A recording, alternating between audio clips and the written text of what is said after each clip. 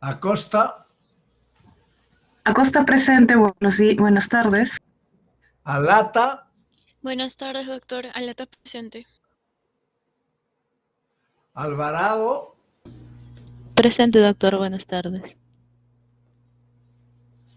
Ashero, Asquiero presente, doctor. Buenas tardes. Asensio Ortiz, Asensio es presente, doctor. Buenas tardes. Barreda, Barrera García, presente, doctor. Buenas tardes. buenas tardes. Blas Real, Blas presente, doctor. Buenas tardes. Cadenillas, Cadenillas presente, doctor. Buenas tardes. Cancinos, Robalino, Presente, doctor. Carguarrícara, Caite, Presente, doctor. Buenos días. bueno, Carranza Mendoza, Presente, doctor. Buenos días. Casimiro, Casimiro presente, doctor. Buenas tardes. Chilquillo, Presente, doctor. Buenas tardes. buenas tardes. Coila Condori, Presente, doctor. Buenas tardes. Escalante Berrocal, Presente, doctor. Buenas tardes. Espinosa Castañeda, Presente, doctor. Buenas tardes. Espinosa Cisneros, Espinosa Cisneros,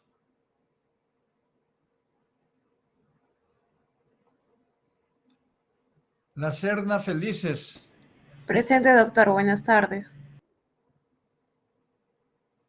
Loaiza Campos, Presente, doctor. Buenos días. Mamani Paredes, Mamani presente, doctor. Buenos días. Melgarejo,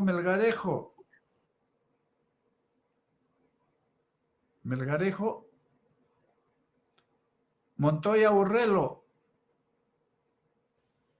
Presente, Mujica Montoya presente. Palomino. ¿Montoya? Sí. Ya, muy bien. Está bien. Mujica Palomino. Presente, doctor. Buenas tardes. Oriundo, buenas tardes. Oriundo Quiroz. Presente, doctor. Buenas tardes. Oviedo Chávez. Presente, doctor. Buenas tardes. Panduro Reyes. Presente, doctor. Paz Anglas. Presente, doctor. Buenas tardes. Quispitón Guatanasio. Presente, doctor. Buenas tardes. Ramírez Soto. Presente, doctor. Buenas tardes. Reyes Montoya. Presente, doctor. Buenas tardes. Solano Pajuelo. Solano Pajuelo. Sí, presente, doctor. Texi Velasco. Presente, doctor. Buenas tardes. Torres Concha. Presente, doctor. Buenas tardes. Valentín Mendoza. Valentín presente, doctor. Vázquez López. Presente, doctor Vázquez. Vilches Vázquez. Presente, doctor. Buenas tardes. Buenas tardes. Villanueva Espinar. Presente, doctor. Buenas tardes. Zapata Morales. Zapata Morales presente. Zapata Pay. Presente, doctor. Buenas tardes. Zavala Argumedo. Presente, Zavala. Doctor, buenas tardes. Buenas tardes.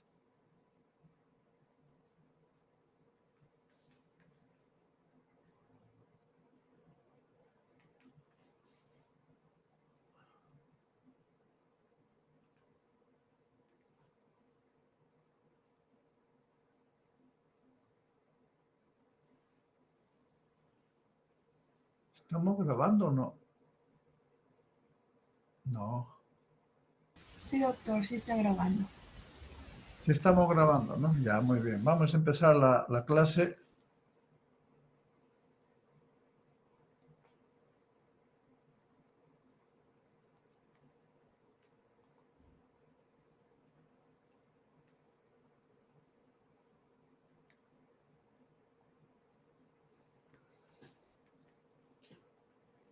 Bueno, vamos a empezar la clase. El tema es anestésicos locales. Antes de iniciar la clase, vamos a un aspecto, en esta semana terminamos lo relacionado con la unidad 3 y bueno, entra para el examen, para la evaluación 2. Entonces, con esta semana terminamos, la próxima semana ya empezamos otra unidad, que eso no entra en el examen. Es decir, lo de la siguiente semana no entra, pero lo de esta semana sí entra toda la unidad. Todo lo que tenga el sílabo está programado. Lo que estamos planteando para el día de examen es el 16 el sábado 16 de octubre. Bueno, como está presente su delegado, la doctora Shero, me gustaría que se ponga de acuerdo. Y hablé con el delegado primero del primer grupo, luego mañana hablaré con el del segundo grupo, de tal manera que puedan que puedan ponerse de acuerdo. La fecha es justamente, me parece que la mejor, pero si ustedes tienen alguna alternativa que no cruce con nadie, estoy dispuesto, lógicamente, durante la segunda semana, la semana que hemos programado. Bueno, ahora vamos a ver lo que son anestésicos locales, pero en la clase anterior hablamos sobre lo que son anestésicos generales y también hablamos lo que es relacionado con relajantes musculares periféricos y relajantes musculares centrales. Con relación a anestésicos generales, bien dije que los objetivos eran producir analgesia, producir pérdida de la conciencia, o sea, inconsciencia, amnesia, generalmente una amnesia anterógrada, después relajación muscular y aparte de eso, estabilización de los reflejos. Entonces, es importante, y también mencionamos de que con un solo anestésico no se podía establecer todos esos objetivos. Y para establecer objetivos se había establecido lo que es la anestesia general balanceada y que lógicamente incluía, aparte de anestésicos locales, los de anestésicos inhalatorios y anestésicos y otros fármacos, inclusive para el dolor, y también los anestésicos endovenosos. Teníamos los anestésicos endovenosos, que son generalmente para la inducción, y los anestésicos inhalatorios, que son para el mantenimiento de la anestesia, que hemos dicho, y la anestesia debe llegar al estadio 3 de la anestesia, que es importante. En segundo lugar, vimos que los anestésicos inhalatorios generalmente no producen mucha analgesia, pero sí producen una relajación muscular. El gas, que está dentro de la santa, pero el gas es un anestésico que no es muy potente, el óxido nitroso, pero que sí produce mucha analgesia, muy buena analgesia, de igual manera que uno de los endovenosos, que es la ketamina. El resto de endovenosos y del gas no producen relajación muscular, pero sí producen analgesia. En términos generales, todos los anestésicos producen disminución de la presión arterial, con excepción de la ketamina, que incrementa la presión arterial. Otro de los aspectos es que los anestésicos tipo alotano produce muchas arritmias, a diferencia del resto, el isoflurano, que no lo produce. Y aparte de eso, el alotano puede producir hepatotoxicidad, y el metoxiflurano y el sevoflurano nefrotoxicidad. Eso es lo que después vimos, las indicaciones de cada uno de ellos, algunas de las reacciones adversas, eliminación de uno, de otro, etc. Entonces, el otro aspecto que vimos fue relacionado con lo que son la relajación muscular. Y en la relajación muscular hicimos hincapié sobre dos aspectos muy importantes. Uno es la relajación muscular periférica, que es la que se utiliza en sala de operaciones de un paciente que está conectado a un ventilador, que son los antagonistas colinérgicos nicotínicos. Antagonistas colinérgicos nicotínicos. Y que lógicamente esos nunca se pueden utilizar. Estos antagonistas colinérgicos nicotínicos nunca se pueden usar si no está servido un ventilador. Y sus indicaciones son o para poner, para intubar, en el caso de la succinicolina, o también el rocuronio, que tiene reacción rápida. Pero luego, hemos visto entonces que hay, y entre ellos tenemos pues los antagonistas colinérgicos nicotínicos, que son el becuronio, rocuronio, tracurio, pancuronio, etc. Y los agonistas colinérgicos, que son la succinicolina, que al inicio es agonista y después produce la relajación muscular por los mecanismos que habíamos mencionado anteriormente. Luego vienen los analgésicos, los relajantes musculares de acción central, que sirven para disminuir el espasmo y secundariamente el dolor en contracturas musculares de cualquier parte musculoesquelética, pero zonales. Y aparte de eso, en algunas enfermedades, por ejemplo, que producen mucho espasmo, tipo el tétanos o tipo la esclerosis múltiple.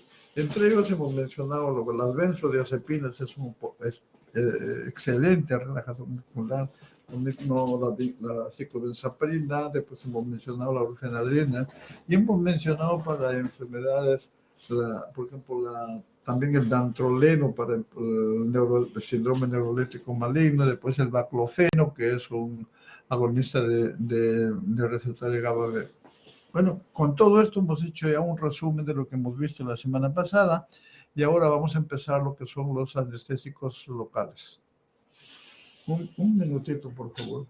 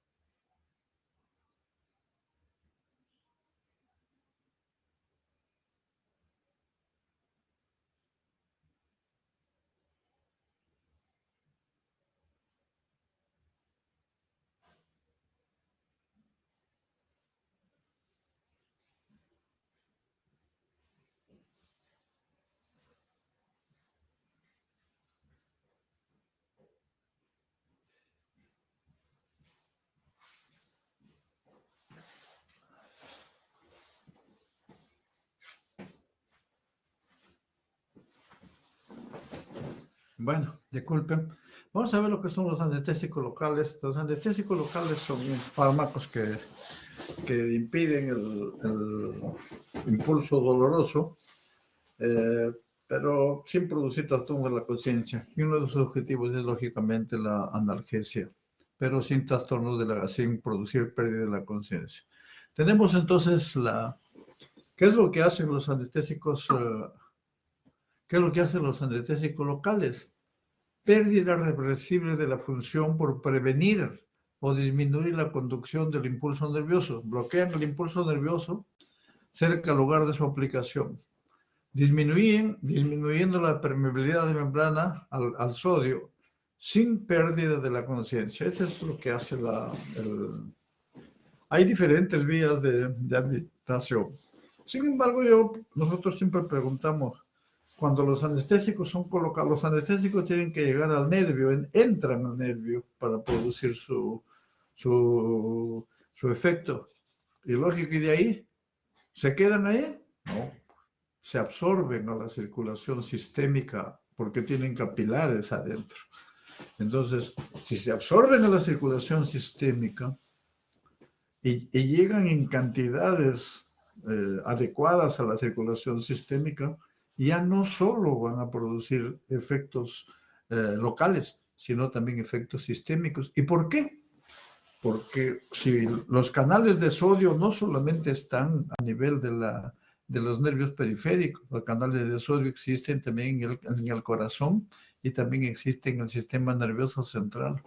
Por eso la idea es, el objetivo de los anestésicos locales es producir efecto local y no efectos sistémicos. Entonces, y lógicamente disminuyendo la absorción a la circulación sistémica. Las vías de administración, ya sabemos, la tópica, hay administraciones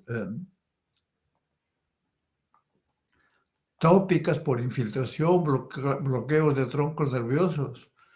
Claro, lógicamente que los bloqueos de tronco, la infiltración perineural es terminaciones nerviosas periféricas.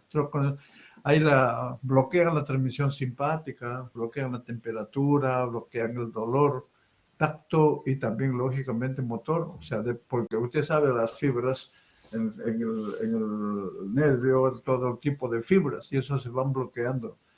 A veces, lógicamente, las ubicaciones, depende de las ubicaciones. A nivel periférico, primero es el dolor, pero cuando es a nivel proximal, primero se bloquea la parte motora.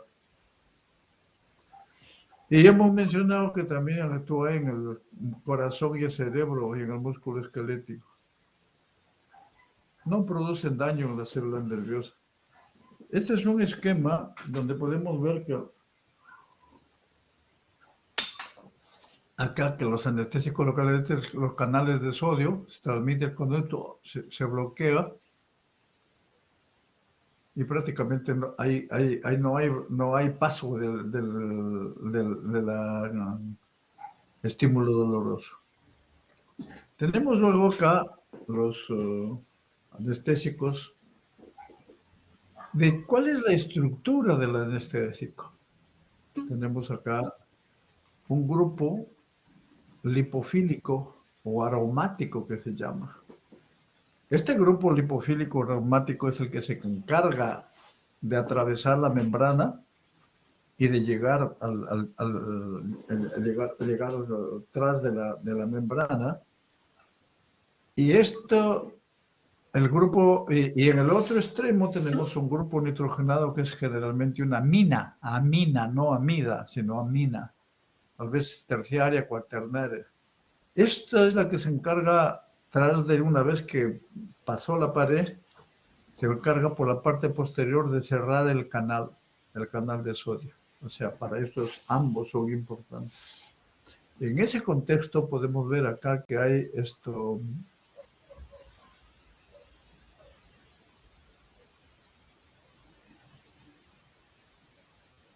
Los ésteres, por un lado, y las amidas por otro lado. Los ésteres tienen una cadena intermedia diferente a las amidas. Y también podemos ver la estructura de los ésteres, es diferente, un poco diferente. Y lo mismo el grupo amino, también es completamente un poco diferente de ambos. A veces igual, a veces no. Pero esto significa, esta estructura, las ésteres y las amidas tienen características diferentes y tienen diferencias, que luego lo vamos a mencionar, pero que podemos verlo acá. ¿Cuáles son esas diferencias? Los ésteres se metabolizan rápidamente a nivel vascular, o sea, a nivel plasmático por una estearasa, y prácticamente su acción es corta. Acción corta, metabolismo a nivel a nivel de vaso, a nivel de plasma. En cambio, las amidas generalmente se metabolizan en el hígado o en otros lugares, pero se metaboliza y su duración es mayor. Este es uno. Entonces, una diferencia, duración corta por la cadena y duración mayor, o sea, media o prolongada por la cadena. También. La segunda diferencia es que la cadena, los ésteres se metabolizan aún por una sustancia que se llama el ácido paraminobenzoico, que es el PABA. Y ese PABA prácticamente es alergénico. No en todos los casos, pero en algunos casos sí. Por lo tanto, los ésteres tienen más riesgo de producir alergia que de las amidas. Pero alergia justamente por su estructura, porque se metabolizan. Estos no se metabolizan a PABA. Sin embargo, podemos mencionar otro aspecto. Las amidas no vienen a veces, su presentación vienen como cartuchos, o sea, para una sola administración, pero a veces en caso en medicina, en cirugía, vienen en frascos y lógicamente para multiuso, no para usar una vez, sino para multiuso. Pero para multiuso usan preservantes. Entonces, hay dos tipos de preservantes o conservantes que utilizan, algunos utilizan el metasulfito de sodio y otros utilizan el metilparabeno. Los que utilizan el metilparabeno prácticamente tendrían el mismo riesgo de tener alergia en este caso. Entonces, en un paciente que tiene alergia a los ésteres, yo le podría dar una amida siempre que no tenga metilparabeno, siempre que no tenga conservantes o preservantes. Entonces, esto es importantísimo, o sea, la presentación.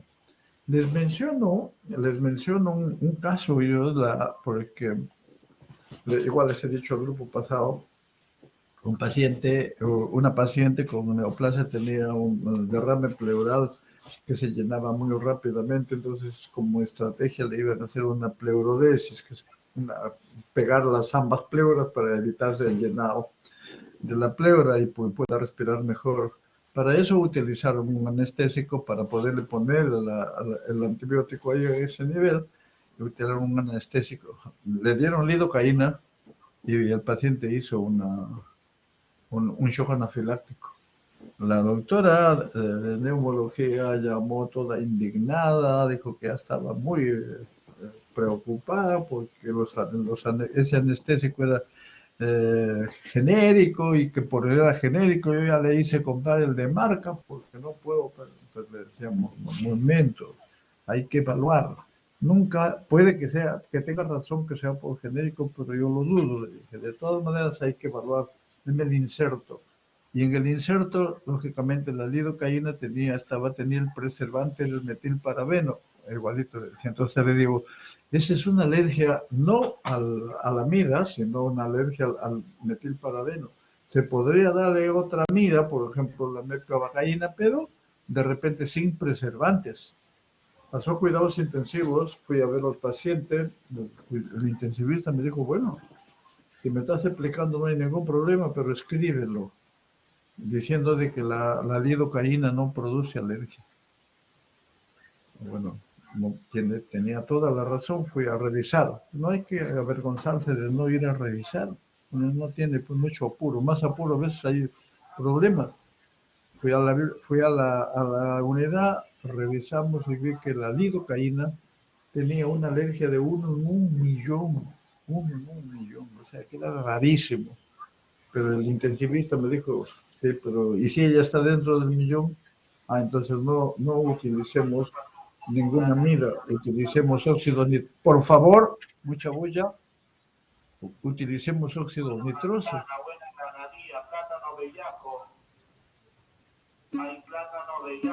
Por favor. Para freír, para transportar, para hornear, para tu cubana. Por favor, apague su micro. Alison, apaga tu micro, por favor. Apaguen su micro. Ya. Bueno, ahora sí continuamos. Entonces se lo anestesió con óxido nitroso y posteriormente enviamos a la paciente a inmunología. En inmunología le hicieron sus pruebas y vieron que no era alérgica a la lidocaína, sino al pavo. Pero para que vean que es importantísimo el manejo. Ya.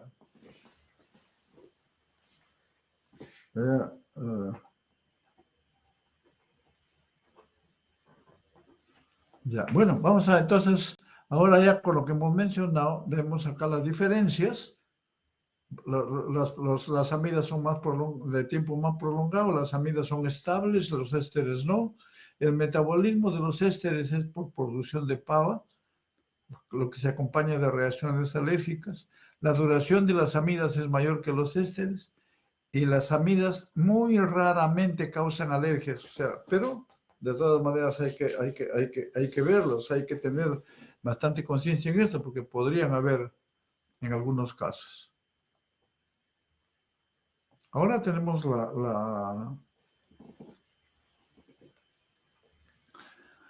el mecanismo de acción. Los anestésicos, las partes lipofílicas, o sea, es la que atraviesa la membrana y llega al citoplasma.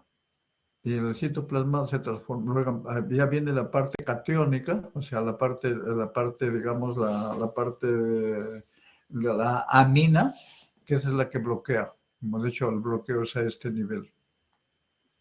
Entra las no ionizadas y entra a este nivel.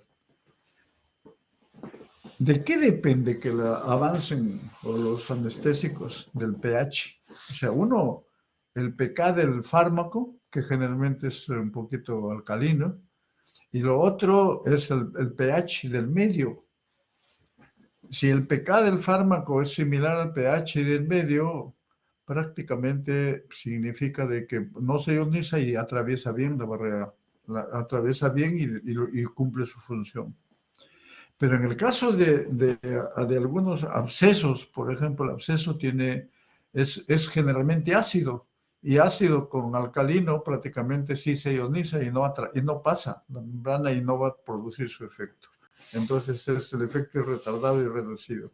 En un tejido infectado, más anestésico puede ser removido antes que pueda afectar a la neurona. Tenemos acá la forma, ya hemos mencionado cómo actúan a este nivel. Actúa a nivel posterior con las amidas. Este es un canal abierto, ¿Qué órganos componentes tiene? Bueno, sodio, canales de sodio, la terminación nerviosa, el sistema nervioso central y el corazón. Entonces, es importante ver porque si llegan en concentraciones adecuadas acá pueden producir reacciones adversas. Y lo mismo acá, si llegan en concentraciones adecuadas también pueden producir reacciones de tipo arritmias. Acá son sobre todo problemas de bloqueo. Y acá desde trastornos sensorios, a veces parestesias y a veces convulsiones. Tenemos acá este es un corte transversal de un nervio periférico. Y dentro del nervio vemos en el endoneuro, vemos las fibras amielínicas, las fibras mielínicas, las células de Schwann también, en el endoneuro, acá y lo que vemos es que el anestésico tiene que penetrar acá y tiene que llegar al endoneuro para actuar a este nivel. Entonces ahora, a ese nivel ya se hizo el corte.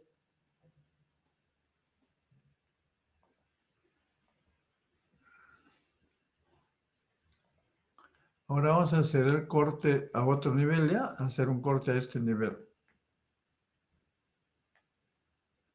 Haciendo un corte a este nivel vemos la siguiente, o sea, ya longitudinal, ya no transversal.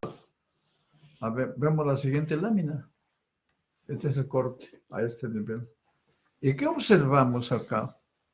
Observamos, digamos, acá todos los axones, el intersticio, el axiolema, el axoplasma, que acá tienen que llegar en el neuro tienen que llegar el anestésico para que preste su acción. Pero vemos que la estructura del nervio es que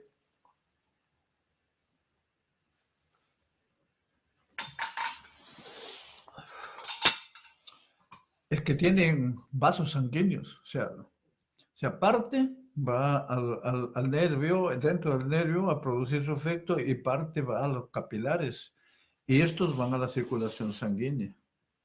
Esa es en la parte. En la parte inferior podemos ver que estamos usando un vasoconstrictor y este vasoconstrictor impide o disminuye notablemente la absorción a nivel sanguíneo. Y lógicamente que incrementa las concentraciones a nivel del nervio y produce mayor duración de efecto. Entonces, esto es importante en zonas vasculares o en anestésicos. Por ejemplo, los anestésicos que tienen producen más son vasodilatadores. Eso no sucede, por ejemplo, la cocaína es un vasoconstrictor, pero la lidocaína produce vasodilatación. Lo mismo la mepivacaína. No, lo mismo la bupivacaína. Los que tienen son menos vasodilatadores, o sea, la lidocaína es vasodilatadora, igual que la bupivacaína, tiene efecto vasodilatador. Lo que tienen menos es la mepi y la prilocaína.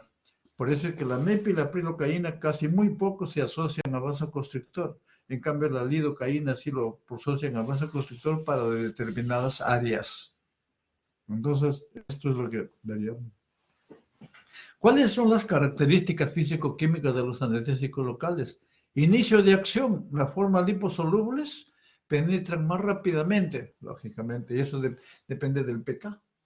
El pK es el que le da lo que le llaman, el pK está en relación, o sea, el pH del fármaco está en relación con el periodo de latencia. ¿Qué es el periodo de latencia? El tiempo que demora el fármaco en producir su efecto, o sea, desde que le aplica hasta el efecto. El periodo de latencia puede ser 2, 3, 4 minutos. En algunos tienen 2, 3, 4, otros tienen más. Entonces, es importante el conocimiento del periodo de latencia. ¿Por qué? Porque ya hemos visto, hemos tenido ejemplos de anestésicos locales. A veces hemos visto pacientes, por ejemplo, en cirugía general, que decían, doctor, el paciente está convulsionando. Pero, bueno, ¿qué es el medicamento? ¿Qué es el medicamento? Lo mismo, que no vale el medicamento, etc. Hay mucho prejuicio con relación a eso, pero eso no significa que no puede ser por la calidad del medicamento, ¿no? ¿Cómo le aplicó? Bueno, le apliqué, pero a los 3 minutos, igualito seguía, no agarraba la anestesia, le puse más y después convulsionó. Bueno, señor, pero lo que pasa es que, ¿usted ha leído cuánto es el periodo de latencia de la lidocaína? Creo que del medicamento que le puso en ese tiempo era, por mencionar el nombre, no son cifras exactas, eran 6 a 7 minutos y esperó 3 minutos, le puso más y ese es un problema. Entonces hay que conocer el periodo de latencia. La potencia, la droga más potente requiere menos dosis. La duración depende de la cadena, tipo de cadena y la unión proteica tisular y también a nivel plasmático para los efectos posteriores. La estructura del fármaco afecta la habilidad de la unión proteica. La lidocaína tiene, por ejemplo, una unión proteica del 65%, por eso tiene se le llama fármaco anestésico local de acción intermedia. La bupivacaína tiene 95%. Es el anestésico local de acción prolongada. Y la procaína tiene 6%, tiene anestésico de acción corta. La administración son administrados por los nervios, puede incluir piel, tejido, espacios intratecales, epidurales, eso ya lo vimos en la primera lámina inclusive. La absorción sistémica es la que pueden dar algunas otras manifestaciones que hemos mencionado a nivel general, que son algunas de las drogas pueden absorberse a la circulación sistémica. ¿Qué factores intervienen?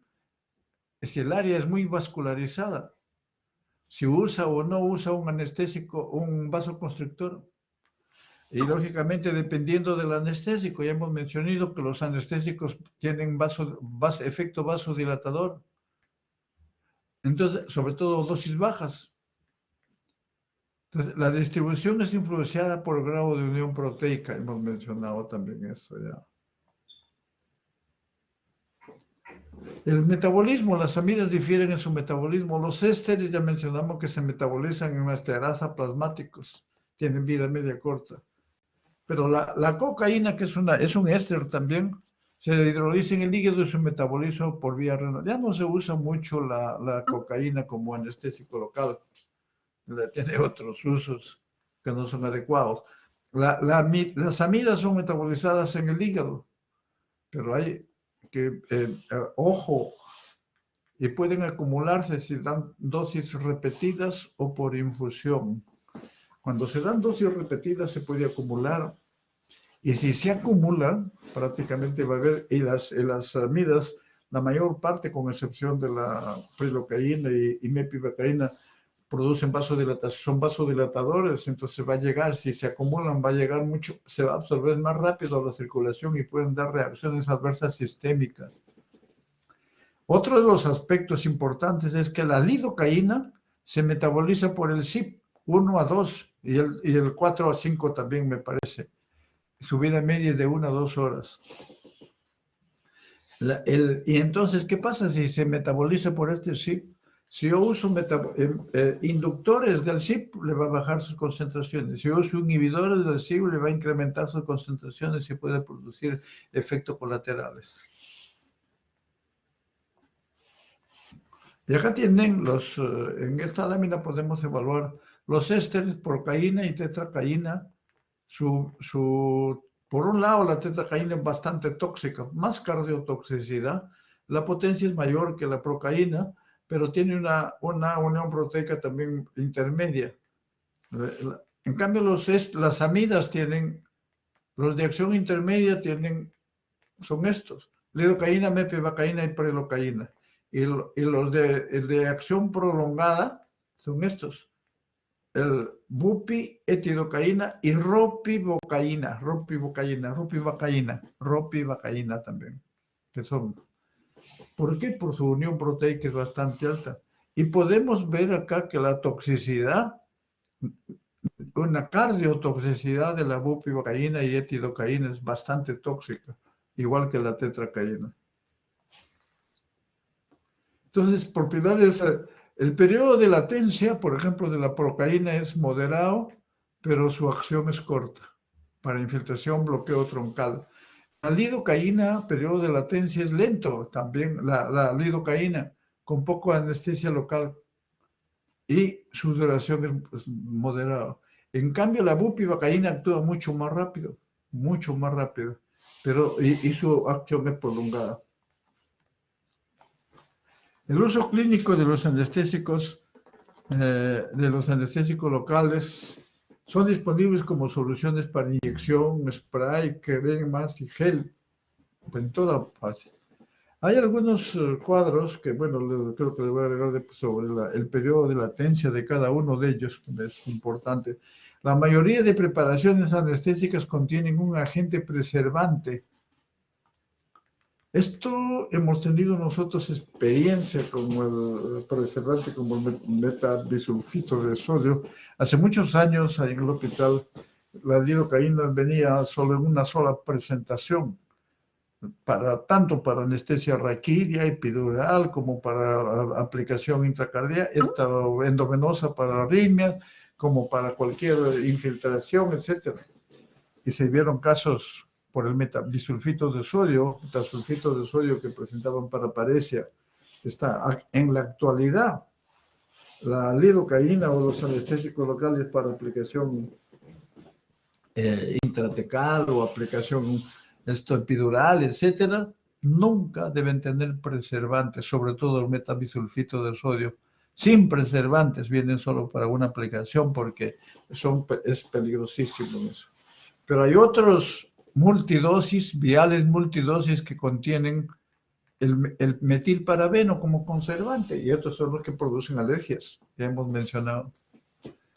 Los fármacos también vienen, las preparaciones pueden ser combinados con anestésicos locales para incrementar su efecto. Algunos le ponen bicarbonato, que incrementa. ¿Qué hace el bicarbonato? La glucosa aumenta el pH, el pK, y al aumentar el pK lo hace más cerca, lo vuelve más cerca al pH fisiológico, y al volverlo más cerca no se ioniza y pasa mucho más rápido. Para eso se utiliza. Acá está, el bicarbonato incrementa el pH del ambiente. Cuando es administrado demasiado bicarbonato puede precipitar también formas no ionizadas.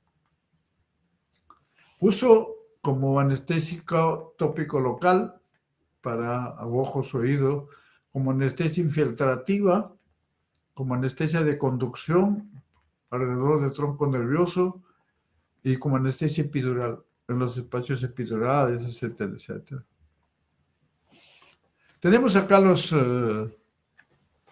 la procaína, que se utiliza como en aplicación infiltrativa, anestesia obstétrica, la tetracaína, anestesia tópica, anestesia espinal, la cocaína, anestesia tópica de mucosas, que se utiliza muy poco.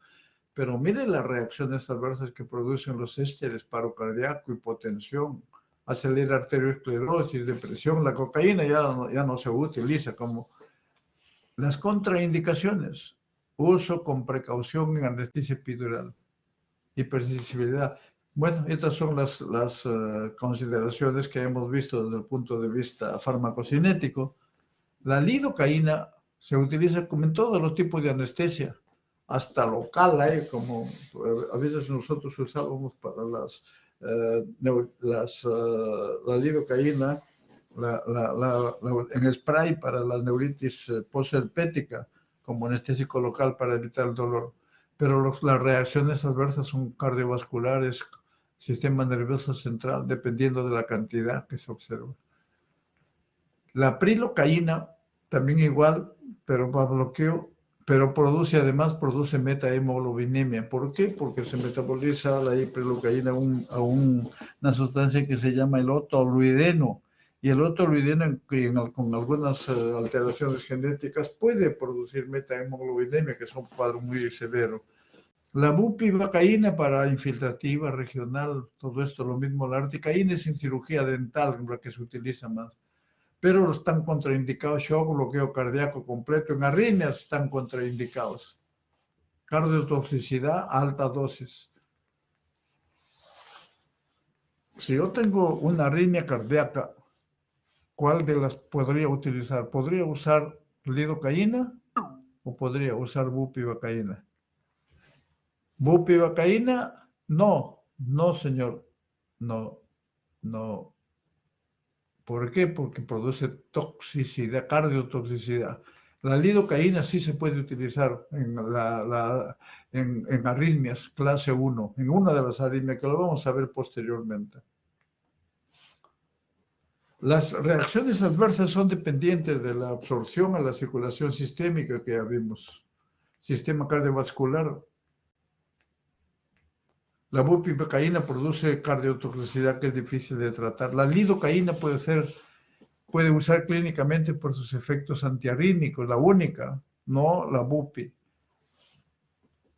Las alergias, generalmente por los PAVA, por los éster, por los preservantes, cuando tienen esto metilparabeno. La prilocaína, ya mencionamos, se metaboliza otoluideno y causa metahemoglobinemia en personas que son susceptibles. Entonces, y la toxicidad local es, en el caso de alergia, sistémica es cardiovascular, sistema nervioso y metahemoglobinemia. Y local tóxica tisular en algunos casos, que es muy raro, pero se pueden presentar. Ahora, en algunos casos, sobre todo más en odontología, me parece se aplican con epinefrina y levonorgestrina. La epinefrina, como ven, actúa en receptores alfa 1, alfa 2, beta 1 y beta 2. pero en la piel y mucosas generalmente hay más receptores alfa 1, por lo tanto la epinefrina va a producir vasoconstrictor a efecto. Pero la concentración de que se dan de epinefrina son estas, 1/200.000 a 1/50.000. No se pueden dar concentraciones más altas, porque 1/20.000 no, es muy alta. Entonces, lo que más se utiliza es 1/100.000 en la actualidad, predominada en receptores alfa en mucosa oral, submucosa y periodonto en caso de odontología. La levonorfrina actúa en receptores alfa 2. Tiene 1/6 de potencia de la epinefrina. Entonces, lógicamente acá las concentraciones son mayores. Y la felipresina, que es un análogo de vasopresina, estimula receptores de músculo liso, no tiene efecto en corazón. Esa es una, pero su efecto no es tan bueno. ¿Cuáles son las indicaciones para incremento de la anestesia local? O sea, más que el incremento del efecto, sino duración del efecto. Ya hemos dicho que la MEPI y la prilocaína son sin vasoconstrictor porque causan menos dilatación que la lidocaína. La hemostasia también, o sea, incrementa la anestesia local. La hemostasia, que lógicamente produce más hemostasia, menos sangrado. Y lógicamente más seguridad, porque incremento de seguridad porque disminuye la absorción. ¿Cuánto es la dosis máxima que se puede dar de lidocaína? 4 a 5 miligramos por kilogramo de peso hasta un máximo de 300 miligramos por vez sin vasoconstrictor. Y hasta 500 miligramos con vasoconstrictor. Entonces, es la dosis máxima que se puede dar. Eso hay que calcularlo bien. La epinefrina reduce el 30-40% de concentraciones plasmáticas de la lidocaína. Las precauciones, lógicamente, hay que tener, al igual que la lidocaína misma, que se absorbe a la circulación sistémica, también los vasoconstrictores pueden absorberse y podemos tener problemas serios. Por eso una de las recomendaciones más importantes es que se aspire. Cuando usted llega, pincha con la aguja y aspire previo a la administración. Cada vez que va a administrar, aspire. Pues si tiene sangre, puede tener problemas muy serios con eso. La Sociedad Americana de Cardiología no contraindica en pacientes con problemas cardiovasculares cuando se usa con precaución o con aspiración preliminar. Pero pacientes de riesgo durante un tratamiento, especialmente en odontología, si hay un paciente con angina de pecho inestable, hipertensión no controlada o insuficiencia cardíaca congestiva no tratada, no debe recibir tratamiento hasta que se estabilice. Y eso es en todo, no hay, evitar el uso de vasoconstrictores en todo aspecto. Los anestésicos locales, interacciones medicamentosas posibles. Si yo le doy el antidepresivo, los antidepresivos específicos son inhibidores de la recaptación de catecolaminas y por lo tanto va a haber más catecolaminas y por lo tanto va a haber aumento del efecto simpático mimético. Entonces no se debe usar con vasoconstrictor. Antagonistas beta 2, adrenérgicos no selectivos. Los antagonistas beta 2 adrenérgicos pueden producir hipertensión porque bloquean el efecto vasodilatador a ese nivel, pero con anestésicos generales incrementa el riesgo de arritmia, especialmente con etano, como hemos dicho, incrementa el riesgo de arritmia, o sea, no se puede dar con estos anestésicos. Con antipsicóticos, la clorpromacina, y con cocaína, arritmia cardíaca, hipertensión. No se debe utilizar cocaína, aparte de todo esto. Esto es sinergismo entre ambos. Produce efecto de la lidocaína con cimetidina, inhibición del metabolismo de anestésicos locales.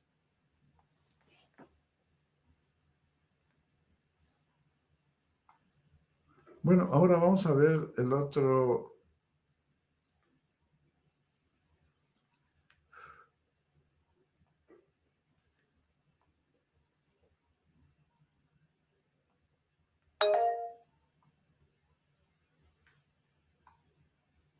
Ansiolítico e hipnótico. 3 minutos de receso, por favor.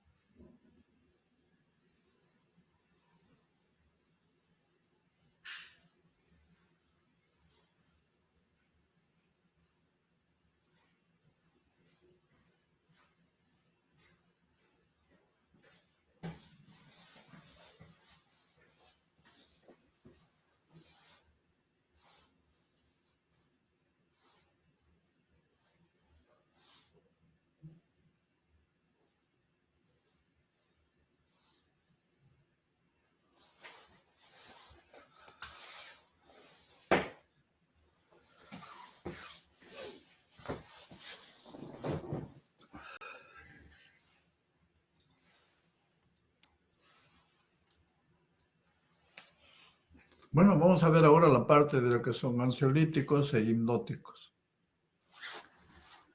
Son fármacos que se utilizan para aliviar la ansiedad y especialmente también para casos de insomnio, alteraciones del sueño, alteraciones del ritmo del sueño. Lo que hay que ver acá en esto son los problemas del sueño, definiciones, la clasificación de los hipnóticos sedantes. Entre ellos tenemos las benzodiazepinas. ¿Cómo antagonizar los efectos de las benzodiazepinas? Las benzodiazepinas son fármacos que son agonistas de receptores GABA A, que son receptores de tipo ionotrópico. Y el flumazenil es un antagonista de receptores GABA A. Y los hipnóticos, porque hay nuevos agonistas del receptor de benzodiazepinas, solpidem, soplicona, y algunos son antihistamínicos, que vamos a ver luego. ¿Qué es un estado de ansiedad? Sensación de tensión, nerviosismo, aprensión, miedo, incluye reacciones no placenteras a los estímulos. Este es un aspecto importante porque todo el mundo tenemos ansiedad. Pero el hecho de tener ansioso, tener ansiedad, no necesariamente vale la pena tomar un ansiolítico. Definitivamente no. Ya cuando hay muchos trastornos, pasa, no se puede relajar uno mismo, ¿sí? Y esto mencionamos porque hay mucho abuso de ansiolíticos en el mundo. Y en Sudamérica mucho mayor razón, porque en Estados Unidos, en Europa, es con receta. Acá sin receta lo ven. Entonces, y es un problema porque produce intolerancia, dependencia, y dependencia severa. Entonces, y también síndrome de abstinencia. Por eso que es importante, es importante mencionar. Es increíble, pero los que más recetan ansiolíticos no son los psiquiatras, son justo los médicos que no son psiquiatras. Y a veces el farmacéutico, el vecino, entonces, etc. ¿Para qué sirven los ansiolíticos? Trastornos de la ansiedad generalizada. Trastornos del pánico, sí, lógicamente. En fobias sociales, bueno, en algunos casos. Y en el estrés postraumático, lógicamente, se utiliza. La sedación, que es la pérdida del conocimiento o ignorancia y reacción a estímulos ambientales. Ese es un efecto de los mismos ansiolíticos, cuando hay pérdida de conocimiento. Los fármacos que son sedantes, le impide a uno concentrarse, o le impide manejar, o le impide coordinar bien sus ideas. Y la hipnosis es el sueño prácticamente, y el insomnio, que es un trastorno del sueño. El sueño tiene dos fases, en términos generales. Una fase es la fase de inducción del sueño, y la otra fase es de mantenimiento. La fase de inducción del sueño puede ser de inmediato, o puede durar algunos minutos, desde que usted pone su cráneo, o sea, cabeza a la almohada, 2 o 3 minutos queda dormido, a veces a los 5, pero se duerme. Esa es inducción. Y mantenimiento, una vez que ya cogió el sueño, no lo despierta nadie hasta el siguiente día. Ese es lo normal. Entonces, en cuanto al sueño, puede haber trastornos de la inducción y pueden haber trastornos del mantenimiento del sueño. En trastornos de la inducción, cuando ya no, o sea, demoro pues 1 hora, 2 horas para poder adquirir el sueño, es un trastorno de la inducción. Y en trastornos del mantenimiento es, bueno, no tengo problemas en la inducción, pero cuando ya una vez estoy durmiendo, me despierto 2, 3, 4, 5, 6 veces y no puedo conciliar esos trastornos en el mantenimiento del sueño. Entonces, si yo tengo que dar un hipnótico, tengo que ver si le doy como inductor, le tengo que dar un hipnótico de acción corta. Y si le doy como para mantenimiento, un hipnótico de acción prolongada. Tenemos acá entonces, los ansiolíticos previenen la sensación, temor, etc. Los sedantes tranquilizan, hacen que el paciente ignore o no tenga conocimiento del ambiente. Los hipnóticos causan sueño. Tranquilizante menor de que se utiliza para paciente ansioso, generalmente, ese es el término que se utiliza. Podemos ver acá, este es el ritmo circadiano normal del sueño.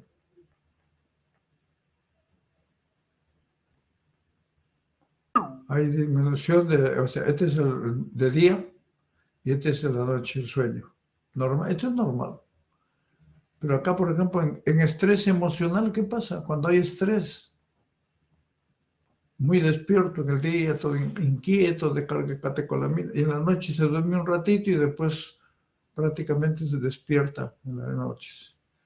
Si yo le da un hipnótico, sobre todo en la noche, prácticamente va a remediar, casi va a ser lo mismo, casi igual que lo que es el ritmo normal.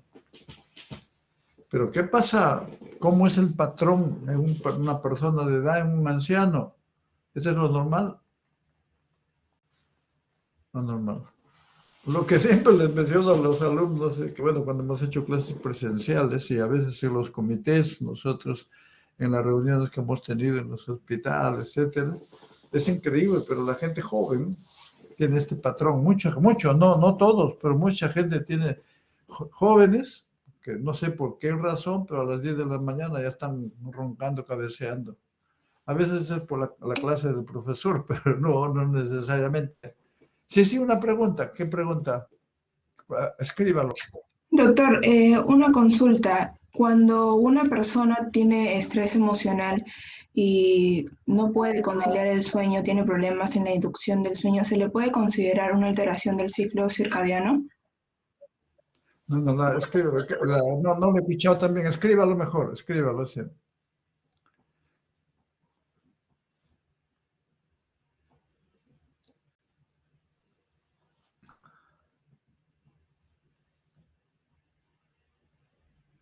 A ver.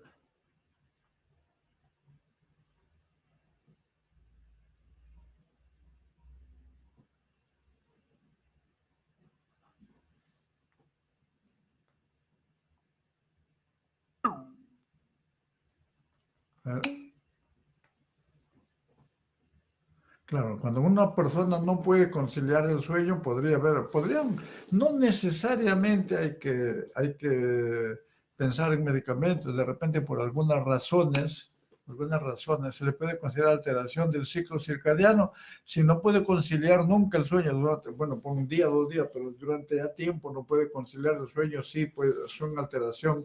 Entonces, en ese contexto sí hay que utilizar de repente algunos hipnóticos, pero hay que analizar bien el cuadro, cuál es la razón, cuadro clínico completo, ¿ya? Vamos a continuar ahora. Y acá, por ejemplo, con un hipnótico en una persona de edad, ya ve, con el hipnótico prácticamente se remedia lo que es lo normal. Eso es lo que... Dentro de los hipnóticos, los sedantes y ansiolíticos, tenemos las benzodiazepinas, que son las que más se utilizan, las que predominantemente se utilizan como hipnóticos, sedantes y ansiolíticos. Y acá tenemos, por ejemplo, las que están de ámbar, son las que tienen más efecto hipnótico. ¿Cuáles son los efectos de las benzodiazepinas? Ansiolítico, sedante, hipnótico, anticonvulsivante, relajante muscular y preanestésico, sedación consciente, etc. ¿Cuáles son los efectos de los barbitúricos? También tienen efecto ansiolítico, sedante, pero los barbitúricos producen anestesia y son fármacos de margen terapéutico estrecho y pueden producir efectos colaterales muy severos. Por eso estos son de margen terapéutico estrecho, estos de margen terapéutico amplio. Y los barbitúricos no tienen efecto relajante muscular, pero sí tienen efecto anticonvulsivante. Luego vamos a ver. Hay hipnóticos no benzodiazepínicos, el solpidem, Suplicon. Y hay ansiolíticos que no son sedantes, lo que se están utilizando actualmente. La buspirona, el propranolol, que tiene, ya hemos dicho, tiene muchos efectos, aparte de ser un beta bloqueador no selectivo, se utiliza como tiene un efecto ansiolítico a este nivel. Pero aparte de esto tenemos los antihistamínicos y otros especialmente los antihistamínicos, pero los antihistamínicos no se usan como ansiolíticos. Lo que pasa es que los antihistamínicos, especialmente los anti-H1 y anti-H3, que son los receptores en los cuales en el cerebro se mantiene la vigilia, prácticamente si le da un antihistamínico para un problema alérgico, atraviesa la barrera hematoencefálica, bloquea a los receptores H1 en el cerebro y produce sedación. Puede producir sueño, sedación, los seda mucho al paciente. Por eso se considera esto. ¿Y por qué consideramos esto acá? Porque hay efectos, digamos, sinergismo cuando da uno estos dos, o sinergismo cuando está estos dos. Ahora, la buspirona y el propranolol no tienen efecto relajante muscular, no tienen efecto sedante y no tienen efecto anticonvulsivante como tienen estos efectos, estos fármacos. Hay otros, bueno, ya hemos dicho a corto plazo, tratamiento a corto plazo de insomnio, prometacina, antihistamínicos ya hemos mencionado, y la buspirona disminuye riesgos a nivel del sistema nervioso central. Y acá tenemos las benzodiazepinas de la duración de acción, son las de acción prolongada, hasta 3 días. Y esto, ¿cuáles son? El diazepam, el clorazepato, el florazepam y el quetiazepam. El diazepam. ¿Qué pasa con estos? Si dura su efecto 3 días, yo no le puedo dar 2 veces al día, ni 3 veces al día. Tendría que darle de repente hasta dejando un día, dependiendo. Si tolera con eso, si no uno diario, pero no. De acción intermedia de 10 a 20 horas, también una vez alprazolam, máximo 2 veces al día. Y los de acción corta, el oxazepam y el triazolam, 3 a 8 horas, 2 veces al día máximo. Y acá tenemos las farmacocinéticas, su vida media, su unión a proteínas, su liposolubilidad. Los de acción corta, el midazolam, triazolam, los de acción intermedia, el parazolam, oxazepam, y los de acción prolongada, clorazepato, la vida media, todo esto es importante. La absorción generalmente es buena en forma completa, excepto clorazepato, que es descarboxilado rápidamente en el jugo gástrico. La distribución y sus metabolitos se unen a proteínas plasmáticas y la extensión de dicha unión guarda relación con la liposolubilidad. Esto ya mencionamos.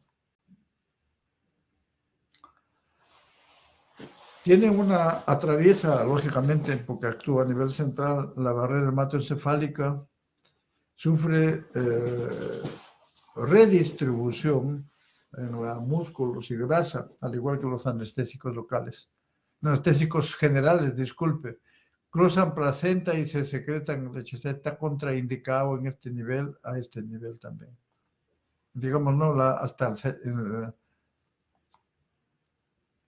sobre todo está en placenta, está contraindicado en gestantes y en lactantes también. El metabolismo ya mencionamos que es con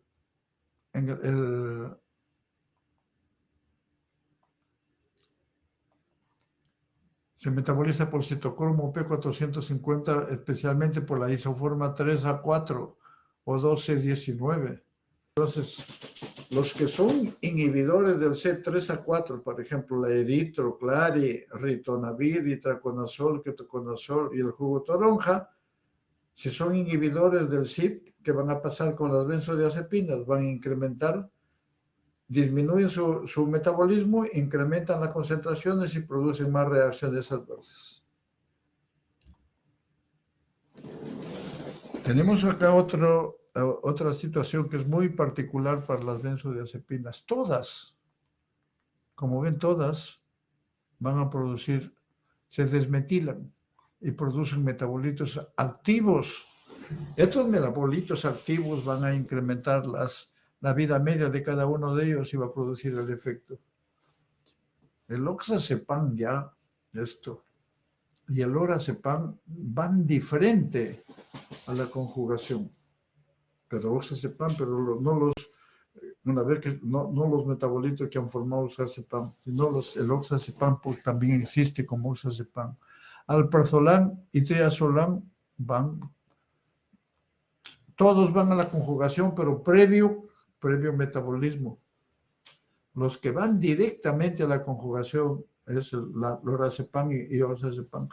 ¿Cuál es la implicancia clínica de esto? O sea, si yo tengo un paciente que tiene insuficiencia hepática severa, cirrótico, cualquier alcohólico, cualquiera de ellos, y yo le quiero dar un ansiolítico o un hipnótico, tendría que darle uno que va directo a la conjugación. ¿Por qué? Porque si el que le doy uno que llega al sistema microsomal enzimático no va a actuar y va a incrementar su concentración y se va a producir efectos adversos severos. Generalmente en el caso de hígado producen encefalopatía hepática. Entonces lo único que podría dar es un lorazepam o un oxazepam. ¿Cómo actúan las benzodiazepinas? Acá tenemos en los receptores hay los receptores GABA A y los receptores GABA B. Los receptores GABA A es donde actúan las benzodiazepinas y los receptores GABA B son donde actúan el baclofeno. Los receptores GABA A son ionotrópicos, o sea, son de canales iónicos que actúan directamente. En cambio, los de GABA B son de tipo metabotrópico, o sea que utilizan unidos a proteína G y utilizan un segundo mensajero, entonces los efectos también no son tan de inmediato. Y acá vemos, lo que vemos es tanto los barbitúricos como las benzodiazepinas y algunos hipnóticos que actúan, que no son benzodiazepinas, pero que actúan en receptores GABA, tienen sus receptores acá tienen sus puntos donde actúan en estos receptores GABA. Pero lo que podemos ver es que los barbitúricos están muy cerca al canal y aparte de eso no solo actúan a este receptor, sino actúan en el canal. ¿Y eso qué significa? Pueden seguir actuando. Cuando yo le aumento más la dosis, de repente ya no me actúan a estos niveles de receptores, pero me actúan a nivel del canal. Por esta razón es que pueden producir efectos tóxicos muy severos. Por eso es que los barbitúricos lo considero como fármacos de margen terapéutico estrecho. En cambio, las benzodiazepinas no, porque una vez que le doy mucha cantidad, ya no, el receptor ya no responde, ya no producirían. El flumacenilo, que es un antagonista de las benzodiazepinas que se utiliza en el caso de intoxicación por benzodiazepina. El solpidem es un hipnótico.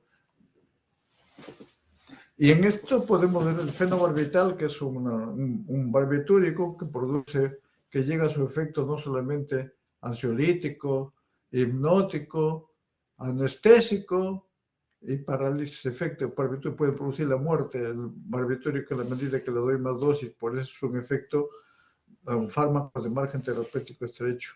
En cambio, el triazolam, por ejemplo, concentración, ese es prácticamente margen terapéutico amplio, porque de acá, por más que le aumente la dosis, no va a llegar acá nunca. Puede llegar si yo le doy con un antihistamínico, le doy con alcohol, etcétera, etcétera. Eso es diferente, pero es un efecto sinérgico ya. Los efectos de las benzodiazepinas tienen sedación, hipnosis, efectos anticonvulsivos, relajación muscular y efectos en la respiración cardiovascular también. Estos son los efectos de las benzodiazepinas: relajación, anticonvulsivos, hipnosis, sedación y ansiolisis, lógicamente. Efectos en la respiración cardiovascular. Los efectos sobre la respiración tienen relación con la dosis y la depresión del centro respiratorio, que es la causa usual de muerte por sobredosis de sedantes e hipnóticos.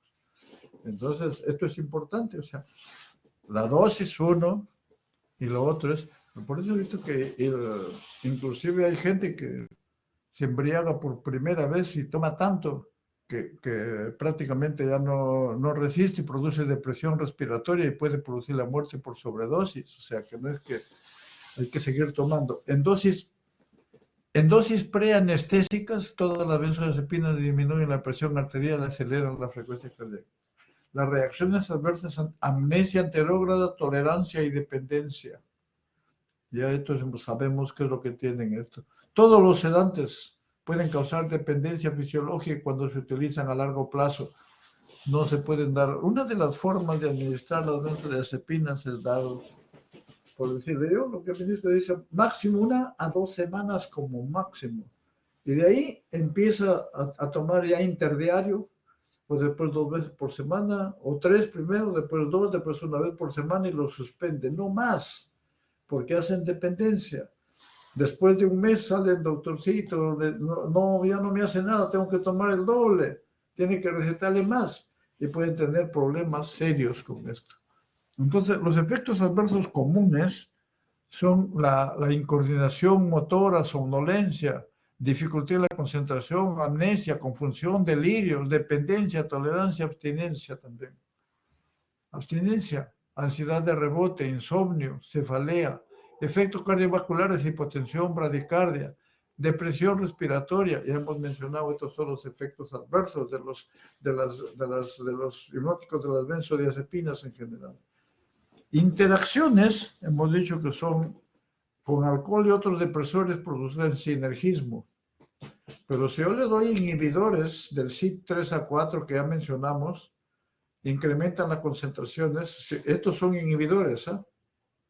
Si yo le doy inhibidores con las benzodiazepinas, prácticamente incrementan las concentraciones y van a producir interacciones. La fenitoína y fenobarbital son inductores de disminuir su efecto. Las benzodiazepinas están contraindicadas en gestación.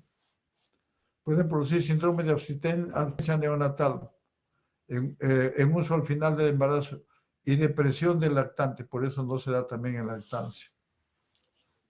Las benzodiazepinas están indicadas en síndrome de desórdenes de ansiedad, síndrome de retiro de alcohol, como relajante muscular, en tetania, por ejemplo, tétanos, como antiepiléptico y sedación preoperatoria que utilizan algunos. Las rutas de administración son diversas por diferente y su metabolismo también. Y acá pueden ver los usos clínicos. Los de acción corta.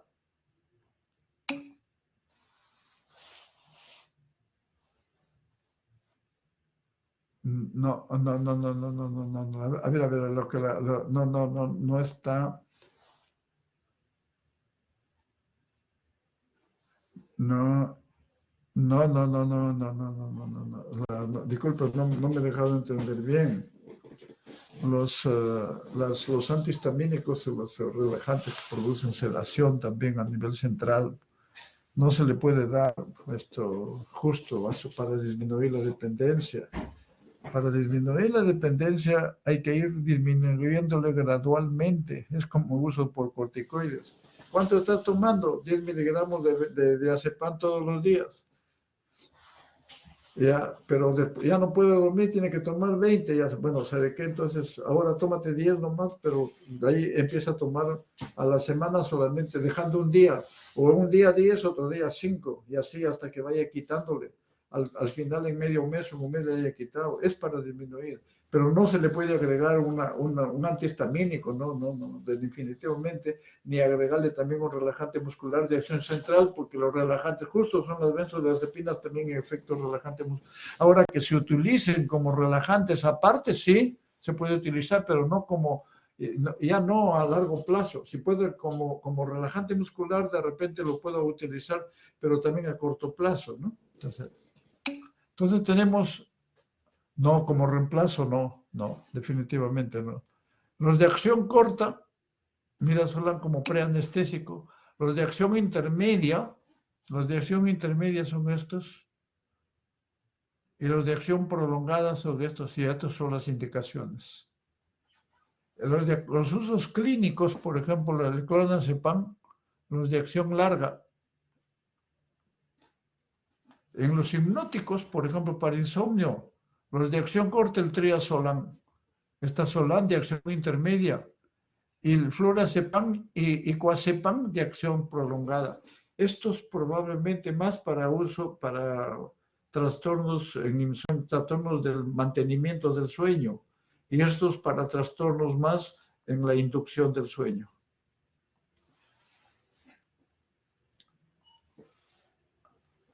Los antagonistas, el flumazenil es un antagonista de receptores GABA, antagonista competitivo, que se da justamente para bloquear las acciones de los hipnóticos y sedantes. Hay hipnóticos no benzodiazepinas que son solpidol, sopriconia, tienen que testar la rapidez de acción y la duración de todos ellos. El solpidem solo en raras ocasiones aparece en tolerancia y dependencia, por eso no son benzodiazepinas. Algunas veces los hipnóticos. De repente lo que se podría hacer es buscar los ansiolíticos, en caso de ansiolíticos, en caso de hipnóticos se podría buscar estos, los que no producen dependencia, podría cambiarse por estos, podría ser. Esta es una alternativa de una pregunta que mencionó su compañero. O sea, en caso de un hipnótico, yo le podría reemplazar con uno que no produce dependencia, o sea, estos son. Efectos secundarios en dosis altas se ha acompañado de sedación marginal, retraso del tiempo, reacción amnesia anterógrada. No muestra diferencia, pero el solpidem, raras ocasiones, de repente, los otros, o sea, puede que han sustituido a benzodiazepinas en el tratamiento del insomnio, porque tienen sus receptores que ya vimos.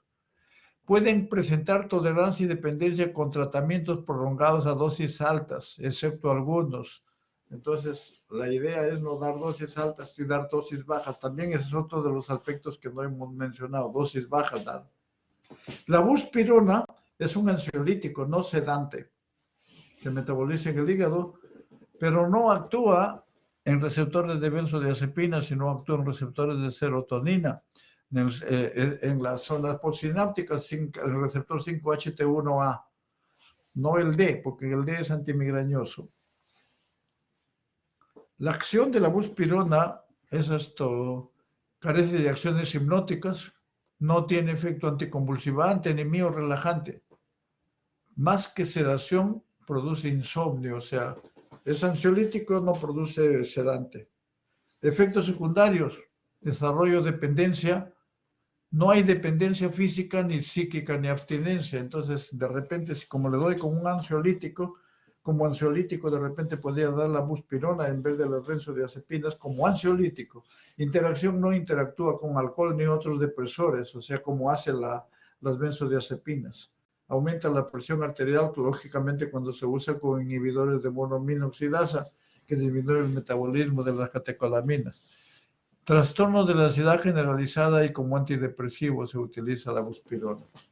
Acá tenemos las diferencias entre lo que es las benzodiazepinas y los barbitúricos. Los barbitúricos producen sedación, hipnosis, depresión respiratoria, anticonvulsivante.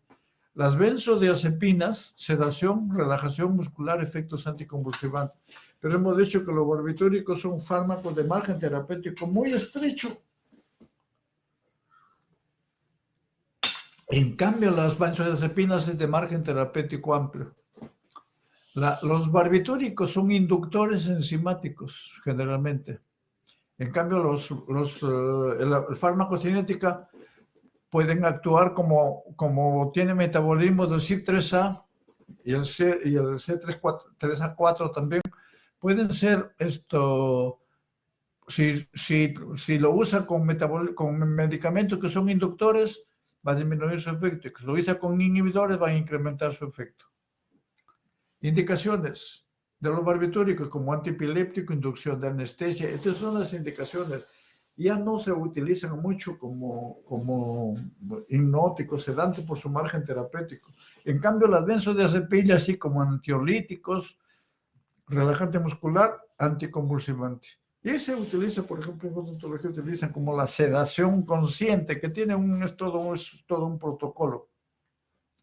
Las reacciones adversas son somnolencia, ataxia, depresión, paro respiratorio, pulmolaringio, sedación, ataxia, desinhibición. Está contraindicado en gestación, en insuficiencia hepático-renal severa, porfiria, distrés respiratorio, alergias.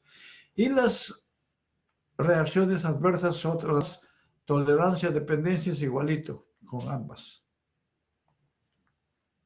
Y acá tenemos los barbitúricos, los de acción prolongada duran 2 días, los de acción corta 3 a 8 horas y los de acción ultra corta 20 minutos. Y acá tienen los de acción ultra corta, metoexital y tiopental. Y acá están sus indicaciones. Los de acción corta, 3 a 8 horas. Amobarbital, pentobarbital, sacobarbital. Y los de acción prolongada, el fenobarbital. Y estas son sus indicaciones. En términos generales, los anestésicos, los sedantes y los hipnóticos, alivio de ansiedad para insomnio, sedación y amnesia de procedimientos médicos y quirúrgicos, se utiliza. Las benzodiazepinas se utiliza más que los barbitúricos. En epilepsia también se utilizan ambos, tanto para los estatus epilépticos, las benzodiazepinas, el clonazepam también, y también se utiliza los barbitúricos. Como componente de anestesia balanceada más los barbitúricos. Relajación muscular más las benzodiazepinas. Los barbitúricos no tienen. Y el síndrome de retiro de alcohol más las benzodiazepinas también. Y acá tienen esto, son fármacos, son acá los que son de acción corta. Este es ubicado en el libro de Golan, que es un libro sobre principios de farmacología. Pues sacado de ahí, ustedes lo pueden revisar con más detenimiento. Es de acción intermedia y los de acción prolongada. Y podemos ver acá también los de acción prolongada, clorazepato, clobazam, las indicaciones, las contraindicaciones, efectos adversos, que es lo que nos interesa. Y los moduladores de receptor GABA A, los barbitúricos, también sus acciones, sus contraindicaciones y sus reacciones adversas. Bueno, con esto estamos terminando. No sé si hay alguna pregunta, por favor. ¿Alguna pregunta?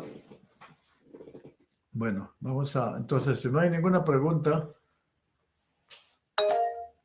vamos a suspender la clase. Gracias a todos ustedes. No se olviden en coordinar, la doctora delegada, en coordinar con el grupo 1 y el grupo 2 sobre la fecha del examen, pero el miércoles tienen que tener una fecha ya para preparar el examen con anticipación. Y, bueno.